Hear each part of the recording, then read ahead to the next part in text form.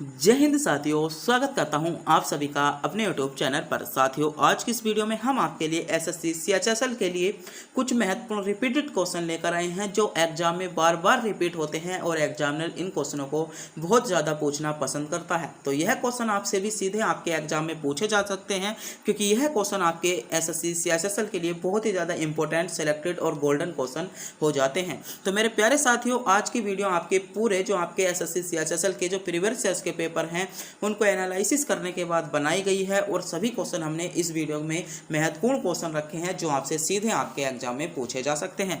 तो वीडियो को पूरा ध्यान से जरूर देखिएगा। तो बिना टाइम गवाए करते हैं वीडियो को स्टार्ट। आपका पहला क्वेश्चन है, भारत में न्यूनतम मजदूरी अधिनियम किस वर्ष में लागू किया गया था? तो आपसे क्वेश्चन पूछा गया है, इंपॉर्टेंट और सेलेक्टेड क्वेश्चन आपके लिए होने वाला है।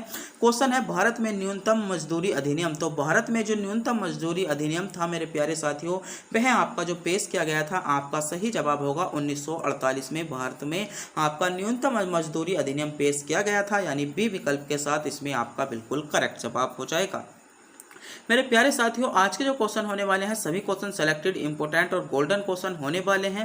तो वीडियो को पूरा ध्यान से जरूर देखिएगा और आपने अभी तक हमारे चैनल को सब्सक्राइब नहीं किया है, चैनल को सब्सक्राइब, वीडियो को लाइक और अपने दोस्तों के पास वीडियो को शेयर जरूर कर दें। और वीडियो के अंत में यह बताना ना भूलें, आप इन 25 क्वेश्चनों में से कितने क्वेश्चनों का जवाब जानते थे, आपका इनमें टारगेट क्या रहा और आपको जो इनमें टारगेट दिया जाता है वह आपका 15 क्वेश्चन करेक्ट करने का टारगेट दिया जाता है। तो देखते हैं इस टारगेट को कितने बच्चे ऐसे हैं जो एक्सेप्ट कर पाते हैं, कितने बच्चे इस टारगेट को तोड़ना चाहते हैं या तोड़ देते हैं। तो आज की इस वीडियो में बताइएगा आप भी अगर इन क्वेश्चनों का जवाब जानते हैं तो हमारे बताने से पहले कमेंट बॉक्स में भी इन क्वेश्चनों का जवाब बता सकते हैं।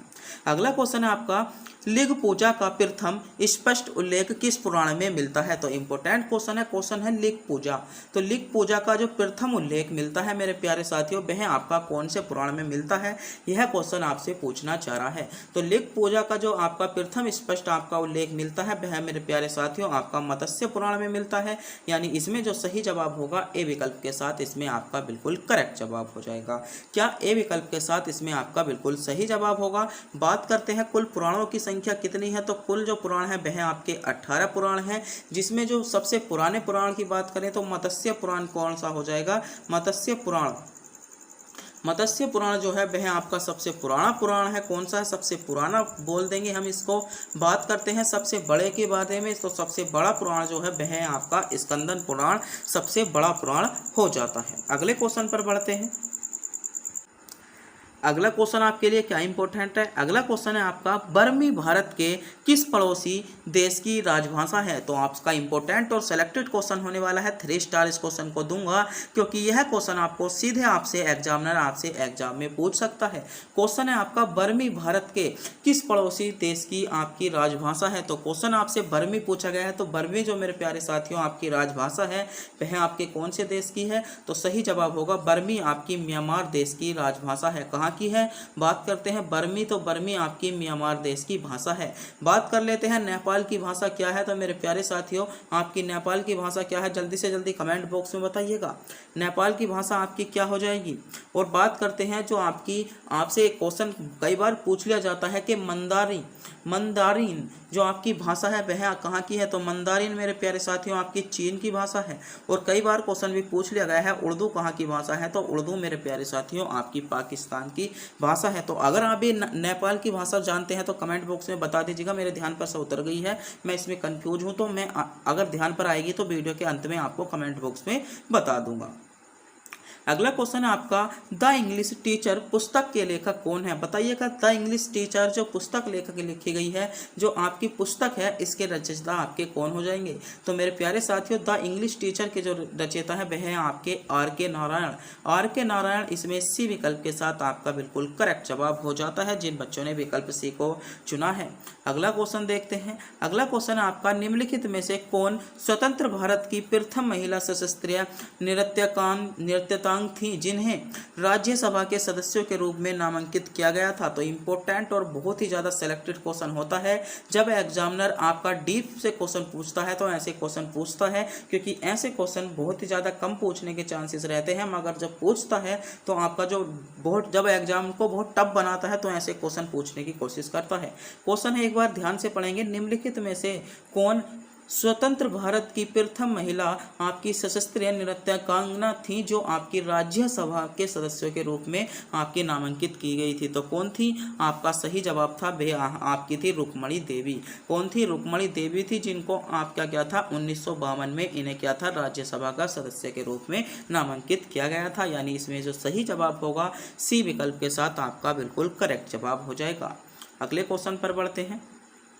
अगला क्वेश्चन है आपका, भारत का सबसे ऊंचा शिखर निम्नलिखित में से कौन सा है? तो विकल्प आपके सामने शो हो रहे हैं, सोचिएगा समझिएगा, क्वेश्चन को कमेंट बॉक्स में बताइएगा, जवाब दीजिएगा कि भारत का सर्वोच्च शिखर आपसे मेरे प्यारे साथियों पूछा जा रहा है कि भारत का सर्वोच्च शिखर इनमें से निम्नलिखित में से आपका कौन सा होगा। तो बात करते हैं भारत के सर्वोच्च शिखर की, तो आपका जो विकल्प के अनुसार है भारत का सर्वोच्च शिखर है वह है आपका कंचनजंगा।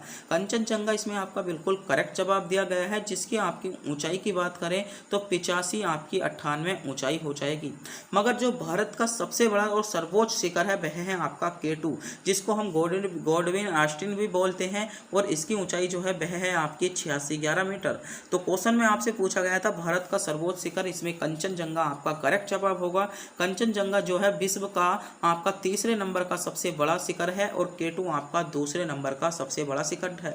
क्या है? सबसे बड़ा शिखर है। तो पहला आपका कौन सा हो जाएगा? तो आपने एक सुना होगा रोकीच पर्वत वाला, वह आपका क्या है विश्व का पहला आपका सबसे ऊंचा क्या आ जाता है आपका पर्वत शिखर आ जाता है। तो क्वेश्चन आपसे पूछा गया था भारत का सबसे ऊंचा शिखर कौन सा है? तो कंचनजंगा इसमें डी विकल्प के साथ आपका करेक्ट जवाब होगा। अगला क्वेश्चन देखते हैं। अगला क्वेश्चन है, भारत में योजना आयोग को किस वर्ष में नीति आयोग द्वारा विस्थापित किया गया था? तो मेरे प्यारे साथियों, जो भारत में योजना आयोग का जो गठन किया गया था वह आपका 15 मार्च को किया गया था। 15 मार्च 1950 को किया गया था, आपका योजना आयोग का गठन किया गया था, जिसका बात करते हैं इसे नीति आयोग में जो परिवर्तित कर दिया था वह आपका 1 जनवरी 2015 को इसे नीति आयोग में बदल दिया था। तो क्वेश्चन आपसे पूछा गया है भारत में योजना आयोग को किस वर्ष नीति आयोग में परिवर्तित या विस्थापित किया गया? तो इसमें सही जवाब होगा 2015 में विस्थापित किया गया था, यानी डी विकल्प के साथ इसमें आपका करेक्ट जवाब होगा। बात करते हैं वर्तमान में जो नीति आयोग के अध्यक्ष कौन है? तो नीति आयोग के अध्यक्ष जो हैं आपके कौन है? आपके नरेंद्र मोदी जी हैं, जो आपके वर्तमान में आपके प्रधानमंत्री हैं, वही आपके क्या होते हैं? नीति आयोग के अध्यक्ष होते हैं, जो आपके वर्तमान में पीएम होते हैं। बात करते हैं वर्तमान में उपाध्यक्ष कौन है? तो यह क्वेश्चन आपके लिए सेलेक्टेड हो सकता है। तो वर्तमान में जो उपाध्यक्ष है वह है आपका सुमन बेरी। सुमन बेरी जो है वर्तमान में आपके नीति आयोग के अध्यक्ष हैं। कौन है? सुमन बेरी। इसमें आपका बिल्कुल करेक्ट जवाब हो जाएगा। अगले क्वेश्चन पर बढ़ते हैं। अगला क्वेश्चन आपके लिए क्या सिलेक्टेड होने वाला है? अगला क्वेश्चन है आपका, किस संविधान संशोधन अधिनियम में भारतीय संविधान में नगर पालिका से संबंधित उपबंधों को जोड़ा गया था? ऑप्शन आपके 97वां संविधान संशोधन, 71वां, 74वां या 69 यानी 69वां संविधान संशोधन। तो बताइएगा किस संविधान संशोधन अधिनियम में आपके भारतीय संविधान में नगर पालिका को जोड़ा गया था? यह क्वेश्चन आपसे पूछा जा रहा है। तो मेरे प्यारे साथियों, जो भारत में नगर पालिका को जोड़ा गया था वह आपका इसमें सही जवाब होगा 74वें संविधान संशोधन द्वारा जोड़ा गया था। कौन से संविधान संशोधन द्वारा?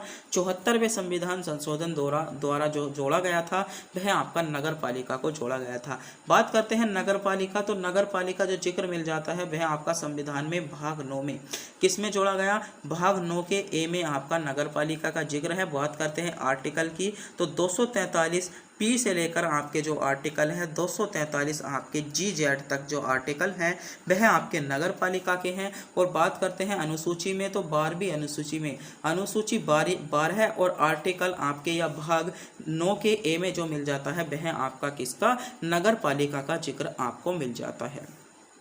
बात करते हैं संविधान आपका 97वें संविधान संशोधन 2011 में क्या जोड़ा गया था? तो इसमें मेरे प्यारे साथियों आर्टिकल 19 के ए के आपके सी में जो जोड़ा गया था सहकारी समितियों को इसमें आपका जोड़ा गया था। और इसमें एक आर्टिकल है, वो एक संविधान संशोधन है आपका 71वां संविधान संशोधन अधिनियम 1992।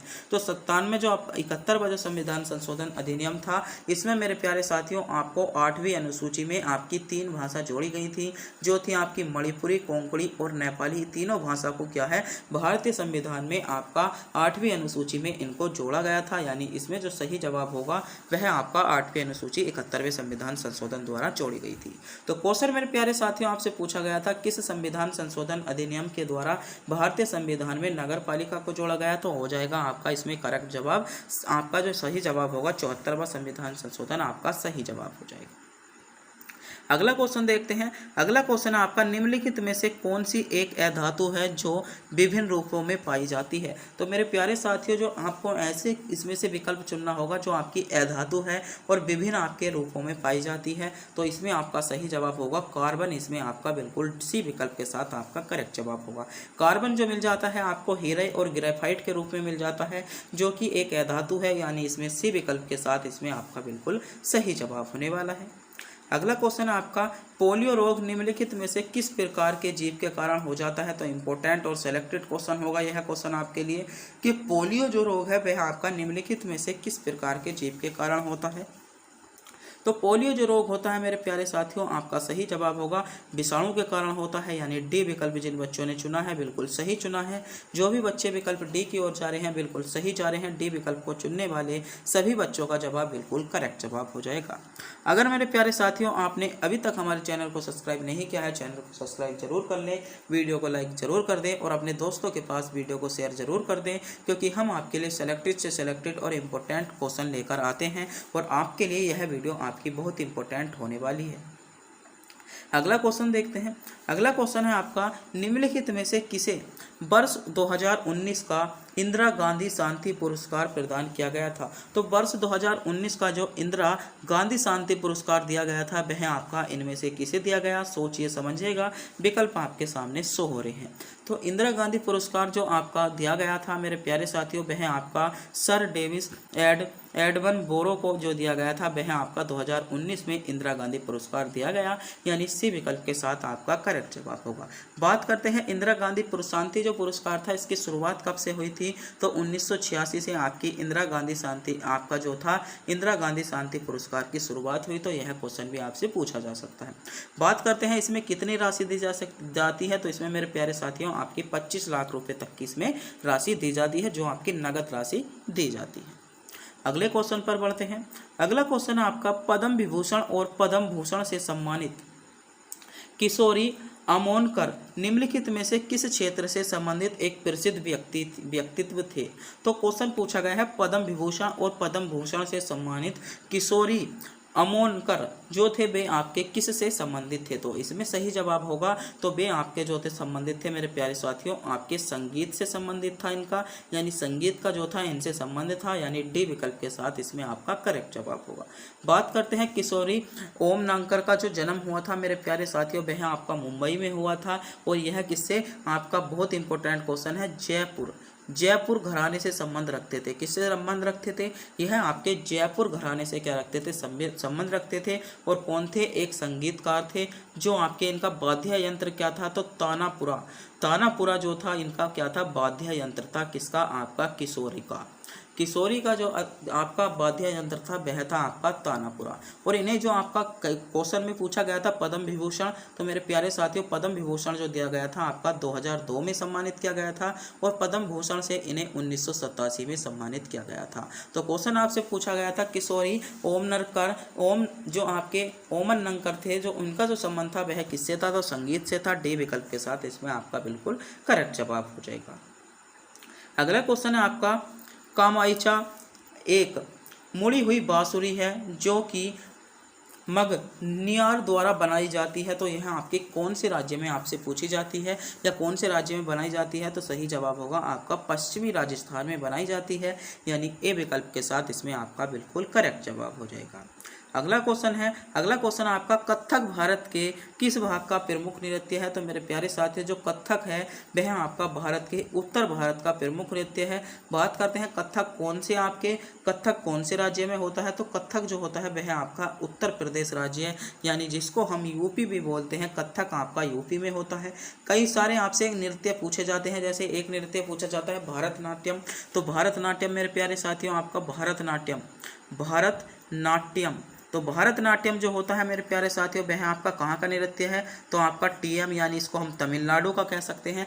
भरतनाट्यम जो नृत्य है आपका तमिलनाडु का है। एक आपसे पूछा जाता है बहुत ज़्यादा कथकली,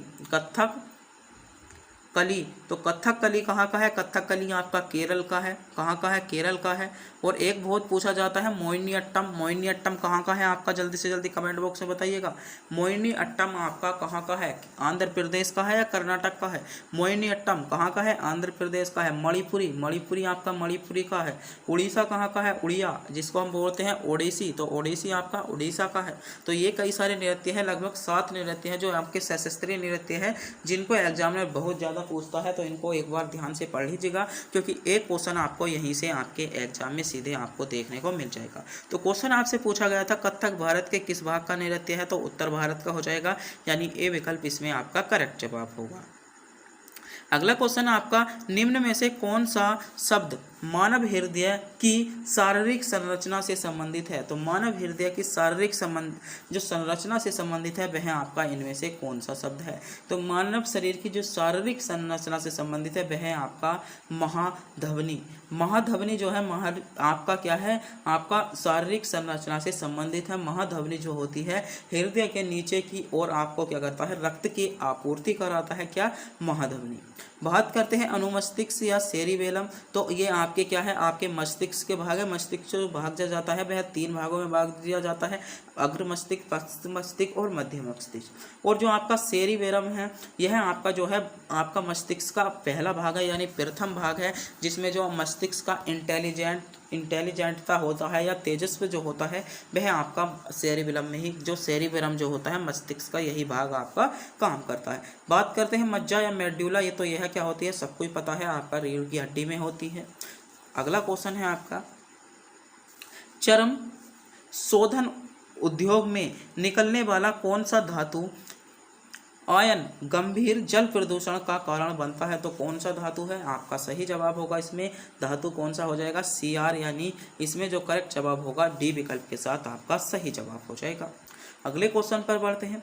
अगला क्वेश्चन आपका निम्नलिखित में से कौन सा RBI का मौद्रिक नीति साधन नहीं है। तो मौद्रिक नीति साधन नहीं है, इसमें आपसे क्वेश्चन पूछा गया है। तो आरबीआई का जो मौद्रिक नीति साधन नहीं है मेरे प्यारे साथियों, सरकारी खर्च इसमें आपका बिल्कुल करेक्ट जवाब होगा। सरकारी खर्च जो है वह आपका मौद्रिक यानी आरबीआई का मौद्रिक नीति नहीं है। बात करते हैं आरबीआई की स्थापना, तो आरबीआई की स्थापना जो हुई थी मेरे प्यारे साथियों आपकी 1935 में हुई थी। कई बार क्वेश्चन पूछ लिया जाता है कि आरबीआई की स्थापना आपकी 1935, इसमें सही जवाब हो जाएगा।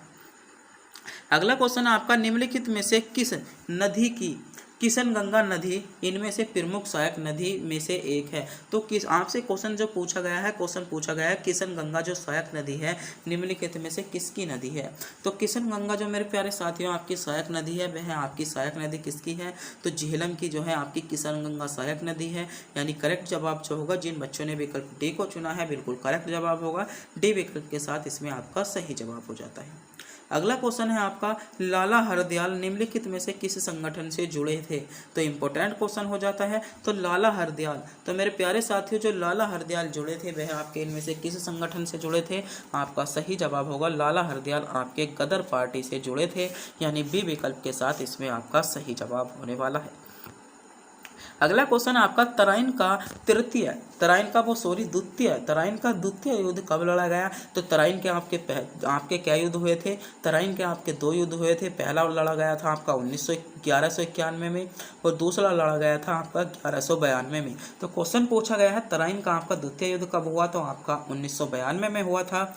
जो आपका तराइन का प्रथम युद्ध किसके बीच हुआ था, तो यह हुआ था मोहम्मद गोरी और पृथ्वीराज चौहान के बीच, जिसमें पृथ्वीराज चौहान की विजय हुई थी।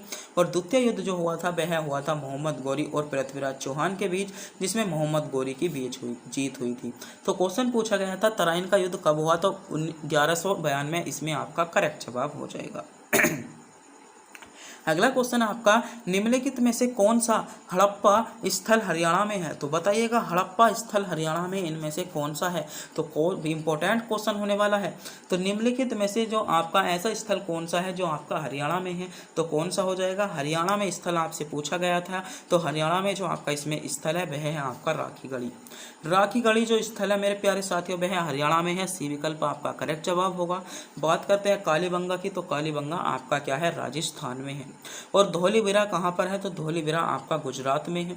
और धौलीबुरा से आपका सिंधु घाटी सभ्यता से क्वेश्चन पूछा जाता है कि प्रसिद्ध आपके खेल के मैदान कहाँ से प्राप्त हुए थे? तो खेल के मैदान जो मिले थे मेरे प्यारे साथियों वह आपके धौलीबीरा से ही मिले थे। क्वेश्चन पूछा जाता है, इंपॉर्टेंट और सिलेक्टेड फैक्ट होने वाला है। बहुत ज़्यादा एग्जामिनर इस क्वेश्चन को पूछना पसंद करता है कि खेल के मैदान के साक्ष्य कहाँ से मिले? तो मेरे प्यारे साथियों आपके धौलीबीरा से ही मिले थे। इस क्वेश्चन को आप ध्यान में रखेंगे। अगला क्वेश्चन आपका, निम्नलिखित में से कौन भारत की संविधान सभा में मौलिक अधिकारों के उप समिति के अध्यक्ष थे? तो कौन थे? आपका इसमें सही जवाब जो होने वाला है, उप समिति के अध्यक्ष कौन थे? तो आपका इसमें करेक्ट जवाब हो जाएगा। जल्दी से जल्दी इसमें से आपका करेक्ट जवाब क्या होना होगा? तो JB कृपलानी जो थे वे आपके क्या थे? मौलिक उप अधिकारों की समिति के क्या थे? अध्यक्ष थे, यानी बी विकल्प के साथ इसमें आपका सही जवाब होगा। अगला क्वेश्चन है, हॉकी का जादूगर किसे कहा जाता है? तो सभी बच्चों को पता होता है, आपका मेजर ध्यान सिंह को कहा जाता है, यानी डी विकल्प आपका करेक्ट जवाब होगा। अगला क्वेश्चन है आपका, प्रसिद्ध काव्य संकलन मधुशाला द्वारा लिखित है। तो मधुशाला आपसे क्वेश्चन पूछा गया है कि मधुशाला आपकी किसकी कृति है? तो मेरे प्यारे साथियों जो मधुशाला आपकी कृति है वह है आपकी हरिवंश राय बच्चन की। और हरिवंश राय बच्चन की जो प्रमुख कृति है वह आपसे कभी कभी क्वेश्चन में पूछ लिया जाता है कि मधुबाला किसकी कृति है? तो मधुबाला भी मेरे प्यारे साथियों आपकी किसकी है? हरिवंश राय बच्चन की क्या हो जाएगी? मधुबाला भी आपकी कृति हो जाती है, जिसको एग्जामिनर बहुत ज़्यादा क्वेश्चन पूछा जाता है। और एक आपसे एग्जामिनर पूछता है दो चट्टाने, तो दो चट्टाने भी किसकी हैं? दो चट्टाने भी आपकी हरिवंश राय बच्चन की हैं। और क्या भूलूं क्या याद करूं, यह भी आपकी हरिवंश राय बच्चन की है। और नील का पानी फिर से, तो ये कृति आपकी बहुत ज़्यादा पूछी जाती है। नील का पानी फिर से आपका मधुबाला, आपका एक हो जाएगा दो चट्टाने, क्या भूलूं क्या याद करूं, और मधुशाला। इनको एग्जामिनर बहुत ज़्यादा पूछता है, जो आपकी हरिवंश राय बच्चन की ही हैं। अगला क्वेश्चन देखते हैं। अगला क्वेश्चन है, निम्नलिखित में से भारत का पहला लोकपाल बना। तो भारत का पहला लोकपाल कौन था? आपका सही जवाब होगा पिंकी चंद्र घोष। पिंकी चंद्र घोष जो थे वे आपके क्या थे? भारत के पहले लोकपाल थे। बात करते हैं, एक क्वेश्चन में पूछता हूँ आपकी, भारत की पहली महिला हाई कोर्ट जज, तो भारत की न्यायाधीश, तो भारत की पहली महिला जो हाई कोर्ट की न्यायाधीश थी कौन थी? कमेंट बॉक्स में इस क्वेश्चन का जवाब आपको बताएंगे। यह क्वेश्चन हम आपको टेस्ट के रूप में देते हैं। क्वेश्चन है आपका, भारत की पहली महिला हाई कोर्ट जज कौन थी? तो कमेंट बॉक्स में जल्दी से जल्दी बताइएगा। ऑप्शन आपका फातिमा बीबी या नीला सेठ, तो जल्दी से जल्दी आपको एक विकल्प चुनना है। लीला सेठ है या आपका फातिमा बीबी है हाई कोर्ट की आपकी मुख्य न्यायाधीश पहली महिला। अगला क्वेश्चन है आपका, हिंदी दिवस प्रतिवर्ष कब बनाया जाता है? तो हिंदी दिवस जो बनाया जाता है सभी को पता होगा, आपका 14 सितंबर को बनाया जाता है। इसमें जो सही जवाब होगा सी विकल्प होगा आपका। अगला क्वेश्चन है, विश्व खाद्यान्न कार्यक्रम WFP संयुक्त राष्ट्र की खाद्य सहायता जो शाखा, इसका मुख्यालय आपका कहाँ का है? तो इसका मुख्यालय कहाँ पर है? आपका सही जवाब होगा इसका मुख्यालय आपका रोम में है। रोम कहाँ की राजधानी है? इटली की है। बात करते हैं WFP का जो मुख्यालय है इसकी स्थापना कब हुई थी? तो 1961 में हुई थी, जो आपकी रोम में हुई थी। और रोम कहाँ की राजधानी है? रोम आपकी इटली की राजधानी है। अगला क्वेश्चन देखते हैं। अगला क्वेश्चन आपका, काली टाइगर रिजर्व निम्नलिखित में से किस राज्य में स्थित है? तो काली टाइगर रिजर्व, तो मेरे प्यारे साथियों जो काली टाइगर रिजर्व है वह आपका कर्नाटक में स्थित है, यानी बी विकल्प के साथ इसमें आपका बिल्कुल करेक्ट जवाब होगा। तो क्वेश्चन आपसे पूछा गया था काली टाइगर रिजर्व कहाँ पर है? तो काली टाइगर रिजर्व इसमें आपका कर्नाटक, आपका बी विकल्प के साथ आपका सही जवाब होगा। तो मेरे प्यारे साथियों आज के जो क्वेश्चन थे सभी क्वेश्चन सेलेक्टेड, इंपॉर्टेंट और गोल्डन क्वेश्चन थे। दो आपको सीधे आपके एग्जाम में देखने को मिलने वाले हैं। अगर आपको भी वीडियो अच्छी लगी हो वीडियो को लाइक, और हमारे चैनल पर नए हो चैनल को सब्सक्राइब, और अपने दोस्तों के पास वीडियो को शेयर करना ना भूलें। तब तक के लिए मिलते हैं अगली वीडियो में।